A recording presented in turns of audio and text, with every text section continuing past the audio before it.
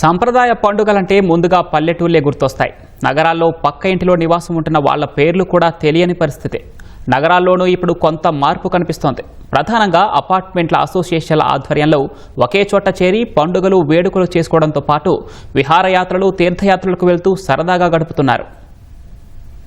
Apartment సంస్కృతి నగరాల నుంచి పట్టణాలు, మండల కేంద్రాలకు విస్తరిస్తోంది. మధ్యతరగతి ప్రజలకు బడ్జెట్ ధరల్లో ఫ్లాట్స్ లభిస్తుండటం వల్ల అపార్ట్మెంట్ కొనుగోళ్లకు ఆసక్తి కనబరుస్తున్నారు. అపార్ట్మెంట్లు, గేటెడ్ కమ్యూనిటీల్లో ఒకరితో మరొకరికి పెద్దగా సంబంధాలుండని పరిస్థితులు కూడా మారుతున్నాయి. స్నేహపూర్వక వాతావరణం పెరుగుతోంది. పండుగలు, వేడుకలు ఉంటే మహిళలంతా కలిసి సందడి వాతావరణం తీసుకొస్తున్నారు. కుల మతాలకు అతీతంగా పండుగలు జరుపుకుంటున్నామని అపార్ట్మెంట్ వాసులు చెబుతున్నారు.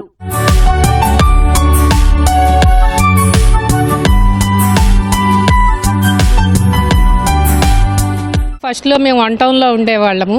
ఎలా ఉంటుందో ఇక్కడ కల్చరు, అపార్ట్మెంట్ అంటే ఎవరింట్లో వాళ్ళు ఉంటారు, బయటికి రారు, మాట్లాడే వాళ్ళు ఉండరని ఆలోచించాము.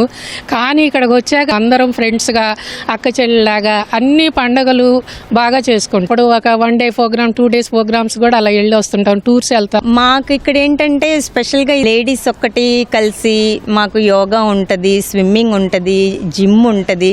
సో ఏంటంటే ఒక కష్టం ఏదైనా వస్తే మనం మర్చిపోతాం అనమాట. అంత బాగా కలిసి ఉంటామండి. అంటే ఎవరికన్నా కష్టం వచ్చినా హెల్ప్ చేస్తారు. మా వర్కర్స్లో వర్క్ చేసే వాళ్ళకి హెల్త్ ఇష్యూ వస్తే నియర్లీ మొత్తం కలిపి ఇంచుమించు 15 lakhs దాకా ఫండ్స్ కలెక్ట్ చేశారండి. మేము అన్ని ఫెస్టివల్స్, న్యూ ఇయర్ కానీ, సంక్రాంతి కానీ, దివాళీ కానీ, పారాయణం కానీ, మేము అందరం కలవడం కానీ, ప్రతి ఒక్కరికి మా జీ ఫ్యామిలీ నుంచి అయితే మేము బాగా సపోర్ట్ చేసుకుంటాం, భలే ఎంజాయ్ చేస్తాము. వినాయక చవితి బాగా చేసుకుంటాము. ఇక్కడ క్యాస్ట్, రిలీజియన్ ఏమి ఉండదు, అందరం బాగుంటాము.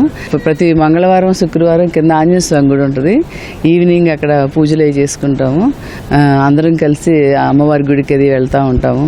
ఇక్కడ అసలు ఒక పల్లెటూరు, టౌన్ అన్ని అట్మాస్ఫియర్లు ఇక్కడ ఉంటాయండి.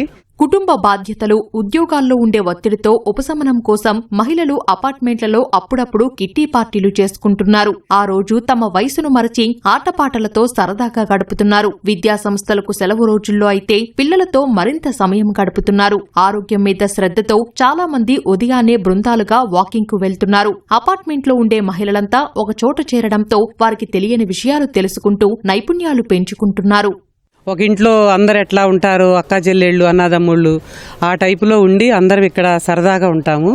లంచ్లు అవన్నీ పాట్లెక్ అని చెప్పని అందరం ఒక్కొక్కటి చేసుకొచ్చుకొని కూడా ఒక దాంట్లో కూర్చొని అందరం ఎంజాయ్ చేస్తూ ఉంటాము. మళ్ళీ మా కిట్టీలు ఉన్నాయి, కిట్టీల్లో కూడా అందరూ ప్రోగ్రాములు అన్నీ చేసుకుంటుంటాము. మేమంటే రాజస్థాన్ నుంచి, గుజరాత్ నుంచి వచ్చిన వాళ్ళం. కానీ మాకు ఇక్కడ ఫెస్టివల్స్ కూడా జరుపుకోవటం కానీ ఏదన్నా అందరం కలిసి జరుపుకుంటుంటే మాకు కొంచెం హ్యాపీగా ఉంది. ఫ్యామిలీ లాగా ఉంటున్నాం కాబట్టి అది బిజినెస్లో కూడా గ్రోత్ ఉంటుందండి మాకు అన్నిట్లో.